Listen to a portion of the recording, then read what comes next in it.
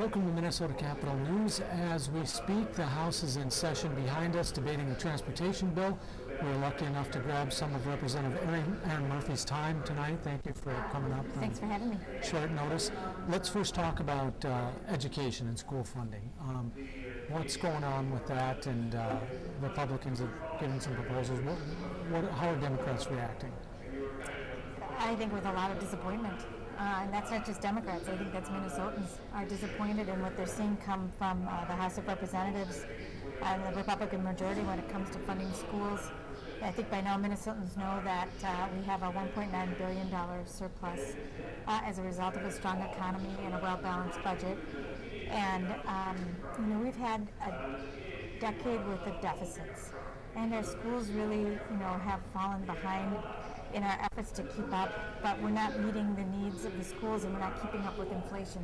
The Republicans have proposed just under a 0.6% and 0.6% funding increase for the next 2 years for schools. I got a notice today from a woman in the district I represent, and at Expo School in St. Paul, they're laying off teachers. They're laying off teachers already in South Washington schools. They're laying off teachers in Greater Minnesota, and that is in anticipation of a 1% and 1% increase. And the 0.6 and the 0.6 that the Republicans are offering is just so underwhelming and so disappointing. Minnesotans support education. They get how important it is. I've been working really hard with the governor on early learning and pre-K, funding Head Start, and maintaining our commitment in scholarships. And I think that we should do more than we have seen come out of the House Republicans in terms of funding a robust education investment, both in early learning, but for our schools and K-12 schools across the state. Well, what about the Republican contentions that this is an increase, it's a net raise, and it's sustainable? What about that? I think that is rhetoric. I think that is an effort to cover up what they're really doing and what they're really doing in their budget. And I'm afraid I think they've been a little deceitful in their proposals. They are prioritizing tax cuts. They introduced their tax cut bill yesterday. They proposed a $2 billion tax cut in the next biennium and another $2 billion beyond that. Well, who are those tax cuts going to? Largely, those are going to corporate interests. They offer a modest 2-year Jesse check-like rebate for middle-class Minnesotans. It's temporary and it's modest. Much more substantial than that is the tax cut that they're offering on a permanent basis to Minnesota corporations. They are clearly prioritizing the well-off Minnesota corporations at the expense of working Minnesotans and the expense of education and healthcare and really our future. In terms of raw dollars, though, it's a big distance, but the governor and Republicans only seem to be 2% apart on education funding, or when you look at the overall percentage? Right now, the governor he's proposed 1% and 1%, although he's been on the record now and publicly saying he'd like to get 1.5 and 1.5. Right, so 3 total, and then, okay. And they're about 1 total, or just a little over 1 total. So what's the rub with giving these little 4-year-olds some, sweet love? What's going on with not giving them some, it's pre-K, right? It's pre-K. Full-time pre-K? Yeah, but I want to be clear, for me, I think we should think through and pursue a really strong investment in early learning, including pre-K.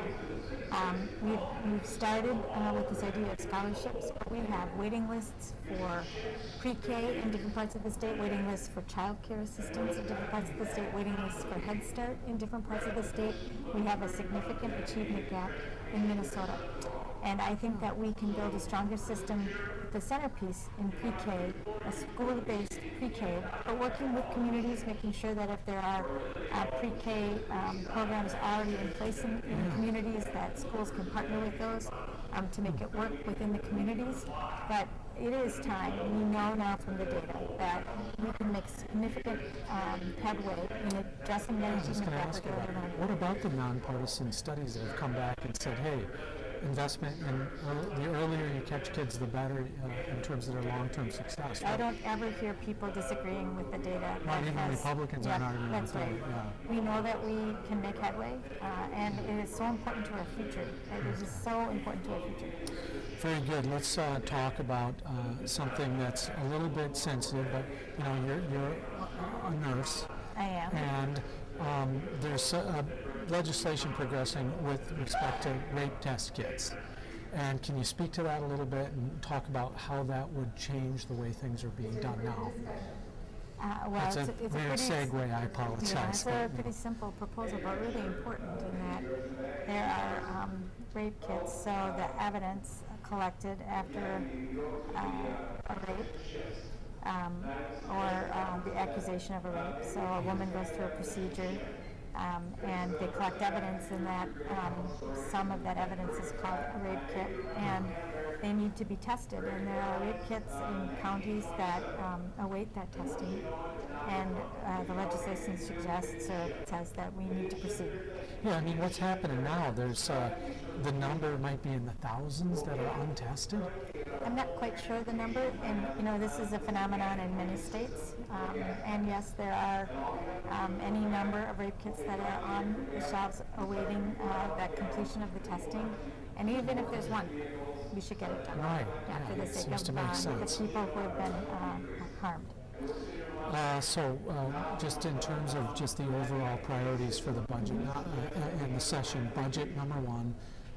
Guys tried something with bonding. Republicans pushed back on that a little bit, even though I guess 31 out of the last 32 years we've done a bonding bill. Yeah, the idea that we only bond in the even years is really, you know, it's really rhetoric and not real. We bond almost every year.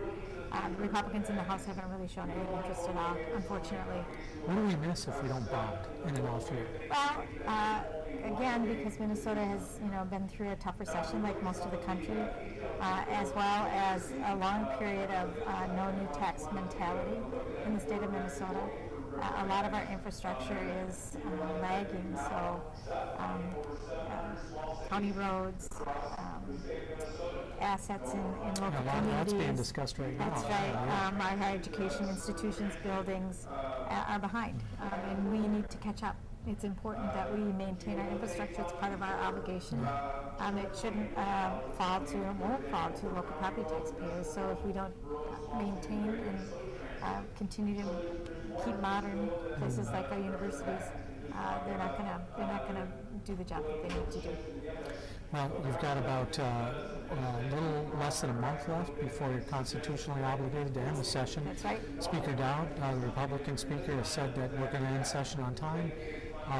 What are your thoughts about that? Well, you know, I've managed the schedule before, and we're at least a week and a half or 2 weeks behind where we were 2 years ago in passing the state's budget. We have a ton of work to do. Today is the first day that we're taking up one of the many omnibus budget bills that need to get through the House of Representatives into conference for negotiation and back to the floor, back to the floor for passage. So I'm worried just about our ability to manage the amount of work that we have to do in just 4 weeks' time.